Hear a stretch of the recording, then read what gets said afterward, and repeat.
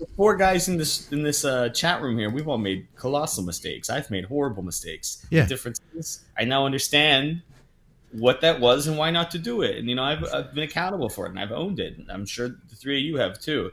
So it's not like I'm just looking for stories to fuck somebody up on. It's you're looking for the people that do the wrong things and then also don't give a fuck and they'll keep doing it.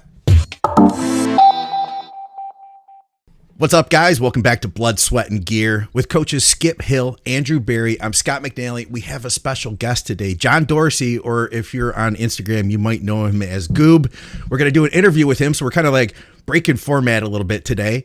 All of our programming is brought to you by TrueNutrition.com. You can use our code THINK for additional savings on high-quality, third-party tested supplements from a company that you can trust.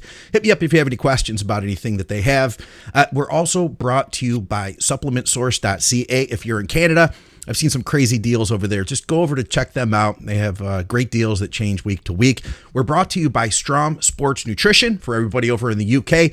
High quality performance supplements and health supplements. They've got some really good health blends, things like SupportMAX. So check those guys out. And finally, thank you to everybody from Patreon. You guys are helping to make this thing happen. And I love each and every one of you.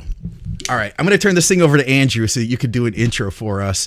And you can tell us who Goob AKA John is. Okay. Well, I thought it'd be interesting to have John on, especially after the last episode that we did 2 weeks ago, featuring, Sam Canando and his shenanigans with sexual harassment and whatnot with his clients. Yeah. And then I started thinking about it as more of a larger topic as like what John does with his Instagram page in calling out like the charlatans, the fakes, the phonies.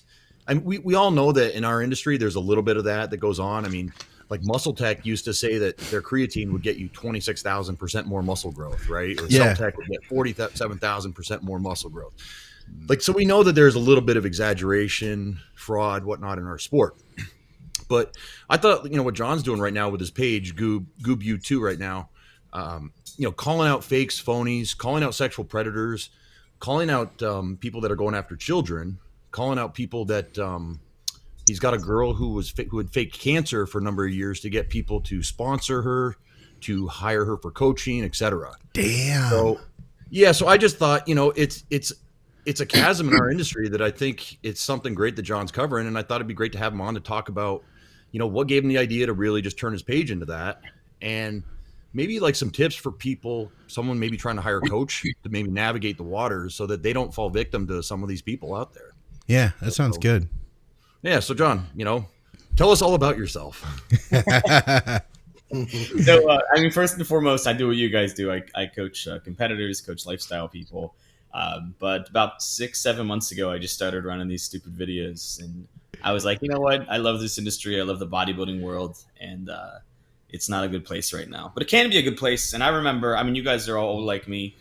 You remember a time when Instagram didn't exist and bodybuilding still was there. It was crazy. And it was way harder to lie and steal and manipulate because you had to be face-to-face with people. It was people in your gym.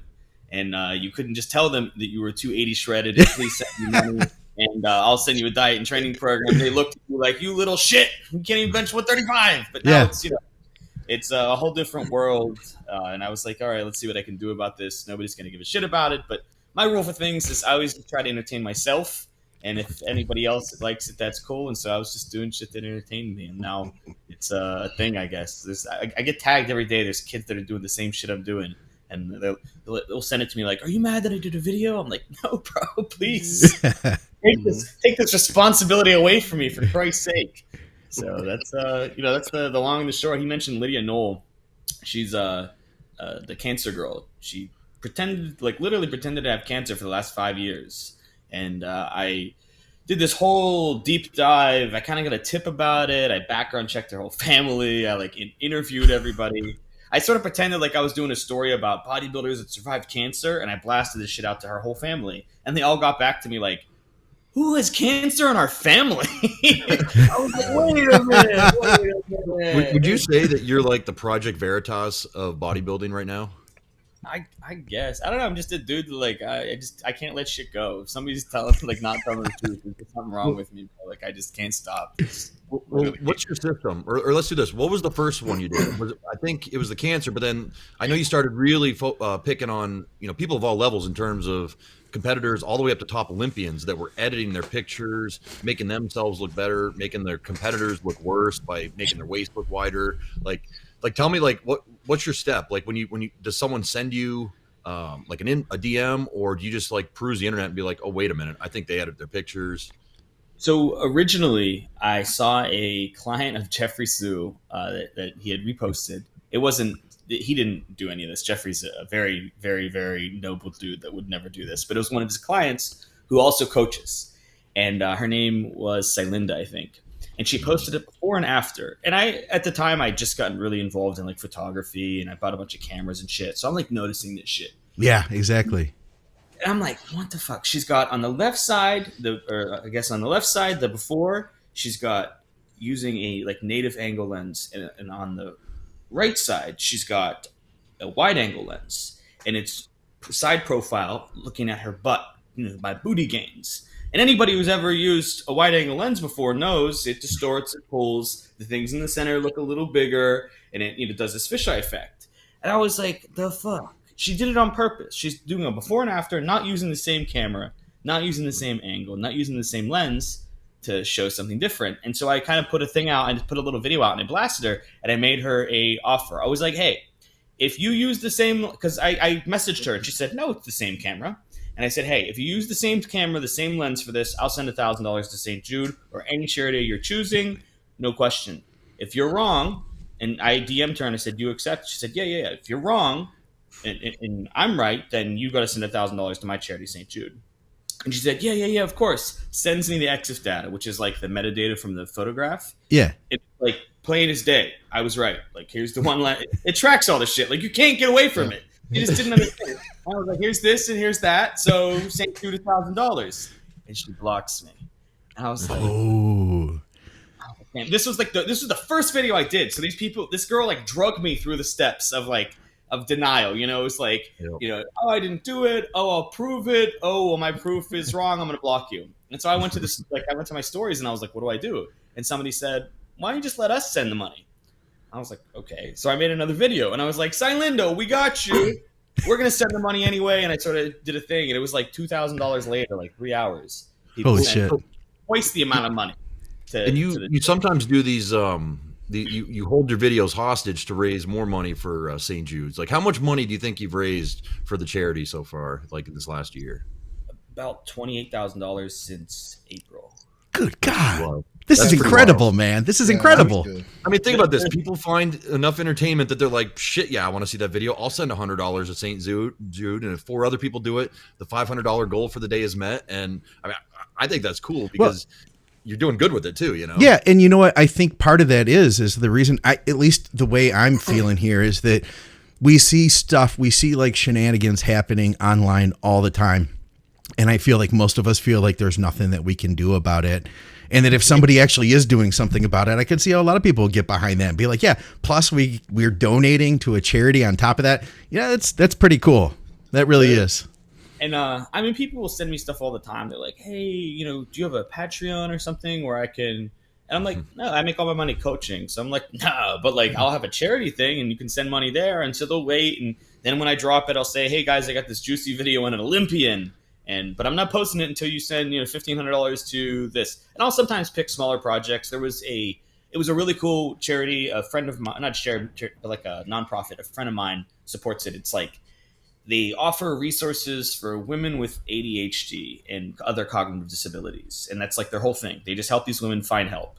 Yeah. And it's a super small project. It was like his passion project, and for the whole year they needed $1,500 to fund their stuff. And I saw on their page they had like $30 raised for it, and I was like, well, fuck. All right, let's figure this out. So I did a hostage thing, and it was like 3 hours later. The woman sending me an email like, yo, thanks. I don't know why you did this, but like, sounds good. They never know they never know what's happening because all my crazy people get on their page and they're like, Goob U, here's $50. And they're like, what is going on? They're throwing money at me and saying Goob U. Like, they don't know what the fuck that is. But then they figure it out, and they'll usually send me a message like, yo, that was cool. I don't know why you're doing this, but it sounds good to me. I've got a question. Have you ever come across somebody or been given a tip and suspected that there was something up, and then got invested, got like dug in, but then found out that it like if there wasn't a story to it? All the time. Okay. Or sometimes they'll figure out that I'm poking around and they DM me and they're like, yo, man, I did this. And then I'm takes the wind out of my sails. I can't run it then. Okay. Like, what am I going to do?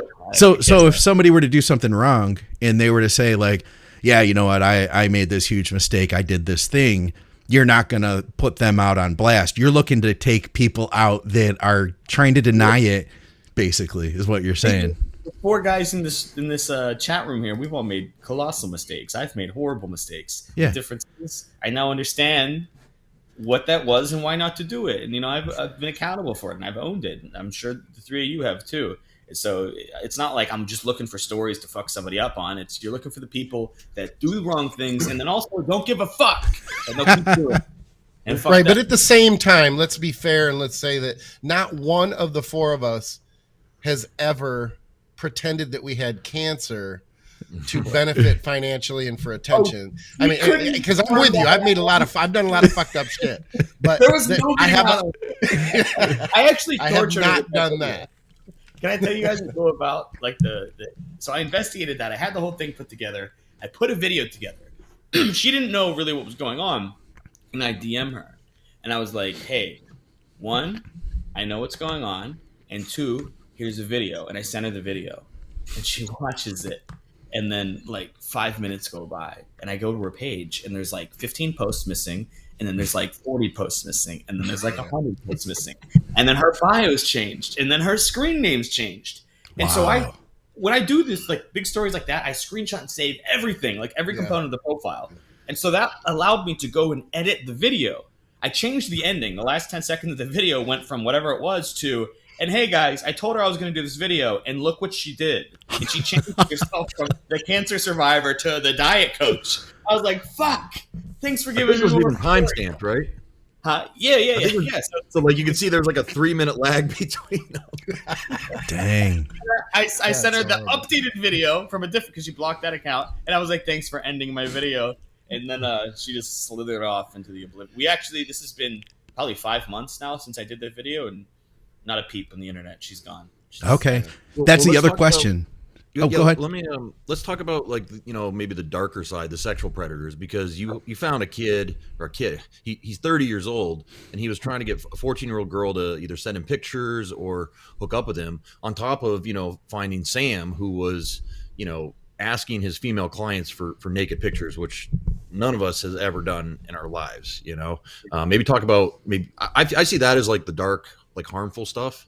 Versus like, all right, someone fooled you for your money. Okay, that's horrible. But you're going after young kids. That's horrible. Like, I call them like the soft stories and the hard stories. Like all the top stuff. It's like these people, nobody's going to see them in public and be like, fuck you. They're going to be like, they're a little fake. But that's the shit that builds my page. People tune in for that. I can do a story like that every single day.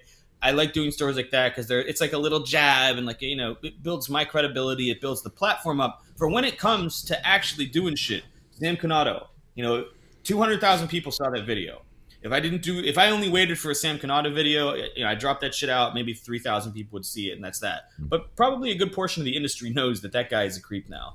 So, that was a terrible video. I get messages like that from women a lot about coaches and stuff. And a lot of the time, these guys, they know what's up and they're very sneaky and they don't really leave a lot of evidence. But then, sometimes they do, and I keep files of it. I had him for a minute.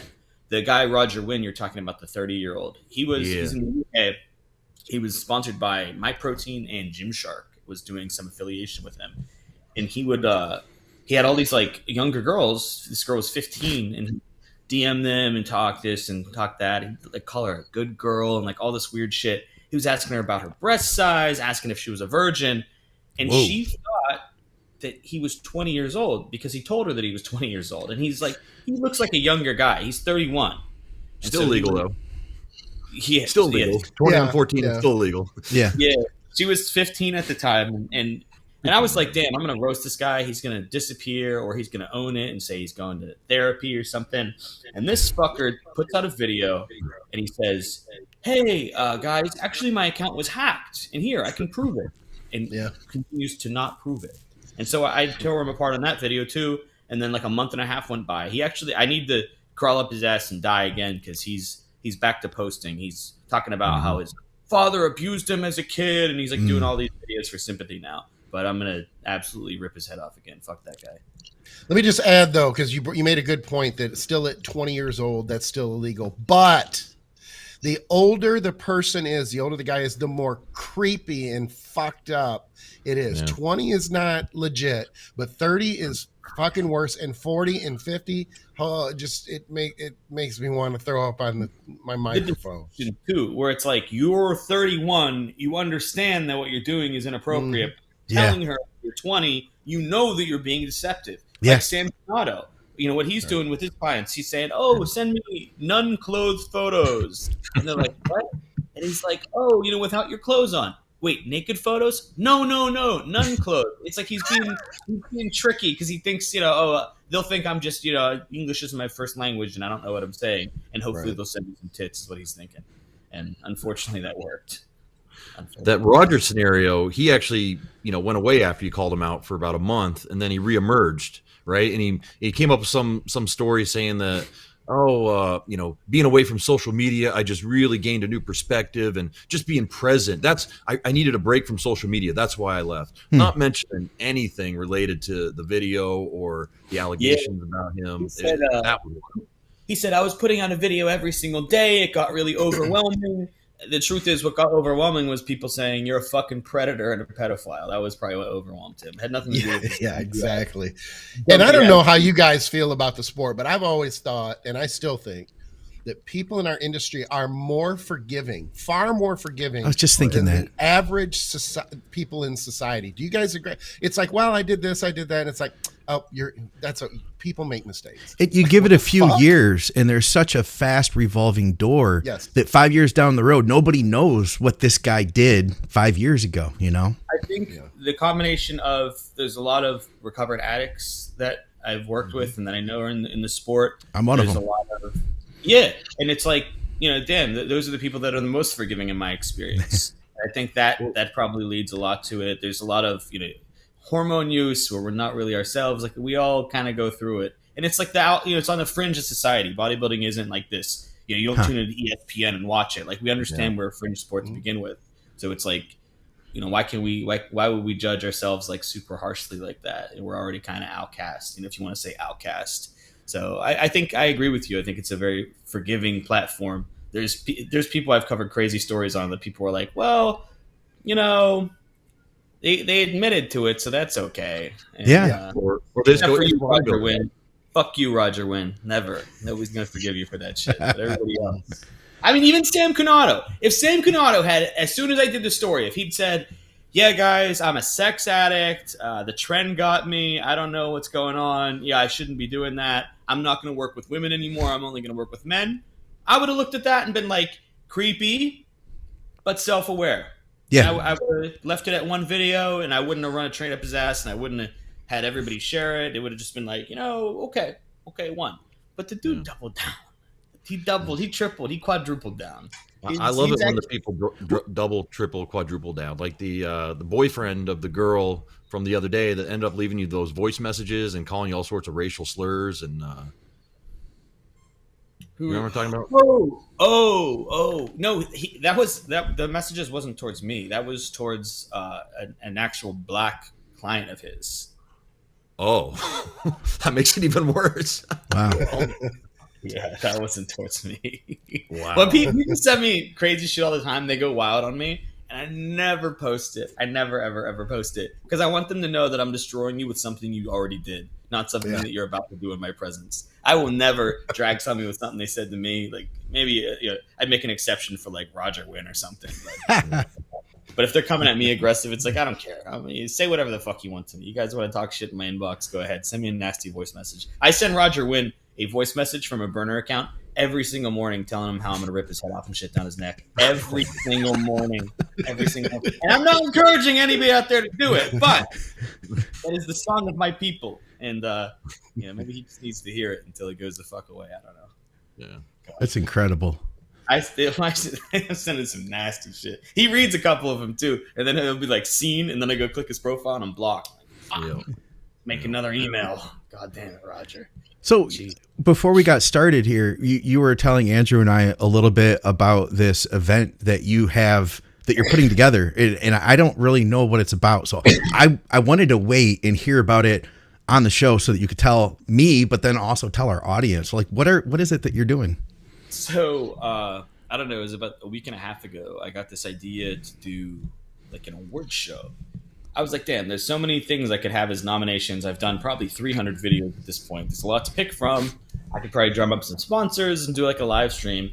And it started as, we'll do a live stream and we'll give away a couple awards. And then, I just paid a deposit for a big space, and we got a projector coming, and we got catering, and we got sponsors and title sponsors, and it's going to be a fucking mess. Basically, we're calling it the Goobys, the Shitfluencer Awards of 2022, the Goobys. We're getting these really cool crystal engraved trophies made, and we're going to present them to the best and worst shitfluencers of 2022. We're going to have live nominations and that type of thing. And then at the end of it, I'm going to put all the fucking trophies in boxes. I'm going to go and background check these people and find their addresses and mail them to their house. Holy shit. Jeez, that's good shit. That is amazing. That is So really are there going to be amazing. categories, or What do you say? are there going to be categories like best female photo editor, or Can I wait? Can I pull up a couple of our outstanding categories? It's Please still do.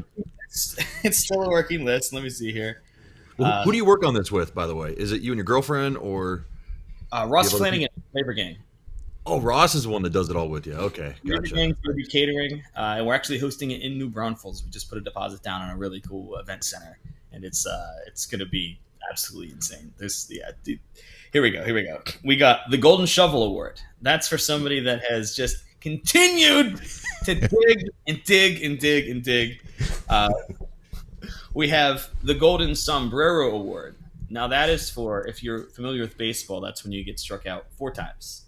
So the Golden Sombrero Award is anybody who I did 4 or more videos on. We're going to go ahead and put the best ones together and feature them. And then we have the Golden Corset Award. That's for somebody that snatched their waist the most. And the Recidivism Award, which, if you know what the word recidivism means, it's like your tendency to go back to and reoffend. So whoever's the most offender is going to get that award. Who's been featured on my page the most, or who hasn't given up. And we got like 15 others here. It's going to be absolutely crazy. And there's, God. That's incredible. We're gonna have a couple positive ones too. There's a couple companies that reached out and they're like, "Yo, we want to send you like a belt. Can you give it away in like a positive way?" So we're gonna find. There's actually a couple people that I've done stories on that I'm friends with, so I'm inviting a couple people down to the show. We're gonna need to get security. It's gonna be fucking insane, man.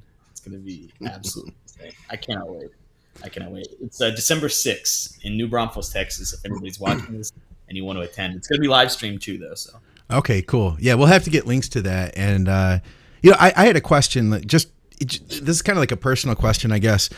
Being involved with media myself, there have been times where I've seen somebody who's just really wrong. It gets under my skin. If I follow up on it and I try to do something about it, I'll be honest, I lose sleep. Like when I start thinking about that shit, it consumes me to hold that in and to like live with it and think about it every day. I'll be doing other stuff and I'm still thinking about this asshole. And I couldn't personally do that. How do you deal with that? Because it's like you seem like you have a super chill personality, and you're not taking it home basically at the end of the night. My girlfriend would probably disagree. Honestly, it's like, Yeah, I like that. That's an honest answer. Yeah. I mean, any of like some of the crazier videos, the big ones we're talking about, it's like I don't sleep. It's constantly checking, what can I do, digging, reading. Because if I put a video like the Sam Kanata video out, I get 150 people sending me messages about the guy. Yeah, and I want to read all of them and then follow up on all the leads. And so it's a lot of time, but it's also, I don't know, it just sort of weighs on you. You found this guy, you found this thing, you've exposed it, but it's not solved yet. But now you're like the person that's people are looking at you to fix it, and if nothing happens, it's kind of your ass. So Yeah. you got to make something happen. And it's the little Photoshop stories. I don't care about those. It's like, whatever. I do it. They say yes. They say no. They ignore me. They block me. They admit it. Whatever. But like the big ones where there's something actually wrong and something going on, somebody scamming. There was this guy. He was literally just stealing from clients. Like they pay him and he just block them. Like hand over fist. He's big on TikTok. He was stealing thousands of dollars a day. That one bothered me. Like totally bothered me. And the kid reached out and he was like, yo, what can we do to fix this? And I spent like 2 days helping him go through his shit and, make sure that he's getting his money back to everybody. Like that, I don't know, that type of shit does weigh on me. I'll lose sleep over this shit, man. Sometimes I just want it to be over. Yeah. And sometimes I'm like, man, let me drop this fucking video and say nothing. Like, don't go making a post about something. Just say nothing and slither the fuck away. And sometimes they don't. I'm like, fuck. What about the anxiety of it, though? I'm going back myself to like the message boards where everything was so confrontational. And on the surface, it looked like I just thoroughly loved it. And I probably got to a point where I did. But in the interim, it was just a very anxious, like I would go to click on something knowing, okay, I'm coming back to this from yesterday. And I could literally feel my anxiety go up and my blood pressure go up. So you do have, like, some of that has to weigh on you. And I would even wonder this. At some point, you're right. You know what you're doing is right. And you're putting this information out. But there are going to be people who think you're a bigger dick than the guy who actually did the shit. And depending on the person, and the situation. But you end up almost like people will come to you and go, why does this matter to you so much? Why are you spending so much time on this? And that's why I think this is a little tangent, and I apologize. But it's brilliant that you tied it into St. Jude's. It is. Because anybody who would come at you and be like, God, this guy's a fucking loser. He's just trying to get attention, for his. That. Yeah, exactly. I don't think that, but you're going to get those detractors who are going to be like, oh yeah, with the negative shit, but they can't because you're not benefiting financially. Yeah, they're like, oh, you're making money off of this. Like, no. And anybody who comes to me with money, send it to the fucking charity. I'm not doing this shit for money. And I don't really get that much anxiety about it. If I'm anxious, it's because I'm not telling the truth. I'm not anxious at all. What I'm saying is the truth. Some can like it or hate it. They can say I'm doing that, but I know what the truth is, and I'm saying it online, so I don't have anything to be anxious about. If I was lying, I'd be real fucking anxious about that shit. I'm sure the people that come and battle with me are real anxious. They're like, fuck. This kid, Jake Collins, I did 2 days ago, or maybe it was yesterday. I actually DM'd him, and I was like, dude, did you edit this photo? And I was going to let him go. He's 18. He's like got all these sponsors. It's a big account. But I was going to let him go. If he was like, yeah, I did, man. I did. I was going to have a conversation with him, say, just stop doing this shit. Which happens more often than not, by the way. I kill more stories than I actually run. And he was like, no, man. No, I didn't. And I was like, do you pinky promise? I fucked with him a little bit. And but it was like, what's to be anxious about? It's, I knew that the photo was edited. I gave the kid a chance. I think that's cool. I think most people do carry some anxiety during any type of confrontation, even if they are right. So I assumed that you did, but let's put it this way. You probably sleep better than I would in your situation, because I would probably be a little anxious about it. That's cool though. I was on the varsity debate team for my college. That makes sense. Very nice. Okay. All right. If you like have an idea in your head what you think college policy debate is about, like get rid of it. It's literally people screaming at each other about the fucking craziest shit. There are no rules. The only rules are there's 2 speakers and there's a judge that picks a winner at the end. That's fucking it. You can say whatever you want. I've had people scream at me. There's a guy who shit in a bag once and around. Like it is absolutely It's absolute madness. Sometimes they're not even talking about. They'll talk to you like not even English and around just to fuck with you. Like people are insane in college policy debate, and it's fun because it's like super confrontational and they're like yelling at each other. And God, the guy who shit in the bag is now a high-end attorney, right, in a major city on the West Coast. He went on to coach a really notoriously well-known team when he retired and graduated. He was like they brought him on as a coach because he was fucking good. He shit in a bag and won a round. Yeah, there was Mao's Red Book. If you know who Mao is, Mao Zedong, the Chinese. He used Mao's Red Book as like all of his information for his debate cards and slayed people, like fucking destroyed people with like communism is good. It was because he was just smart. You know, he's just a good debater, and it was like, damn, you really probably shouldn't be doing this right now, my guy. But like, you're articulate, so It's amazing. He loved the smoke. People would come at him with the crazy shit, and he loved every second of it. And he was one of my favorite debaters to watch because he was insane. He would say anything and get away with it. He was just that kind of guy. But yeah, he had no anxiety. That guy he made me look like an anxious mess, honestly. Right on. Well, listen, if people want to follow more of what you're doing, if they're not following you already, where can they go? So my page is at Goob_U2. And then if you want to follow along with the Gooby Awards and know when, where, why, and how, it's at official Gooby Awards. And that's linked everywhere on my page. Awesome. I'll be sure to have all of that down in the description too on YouTube. Definitely, guys, go check them out. Unfortunately, we are out of time. I'd love to hear some more stories, though. John, we appreciate you taking the time to hang out with us, man. And this is, it was different than I thought it would be. Like you're just, like I said, you come off to me as like just so like laid back and having fun with this. I anticipated something that was going to be like a little bit different. I don't know what I anticipated, but this is cool. And I'm really grateful that you're doing this, man, because I couldn't. I'm really grateful you are. Hell yeah. Well, thanks for having me, guys. This is a super cool show. I love tuning into your guys' stuff. I loved what you did on the Sam Canada story. That was beautiful. And, yeah, how do I get out of here? Well, for another episode of Blood, Sweat, and Gear with Skip Hill, Andrew Barry, we're joined by Goob U 2, John Dorsey. I'm Scott McNally. Guys, we'll see you soon.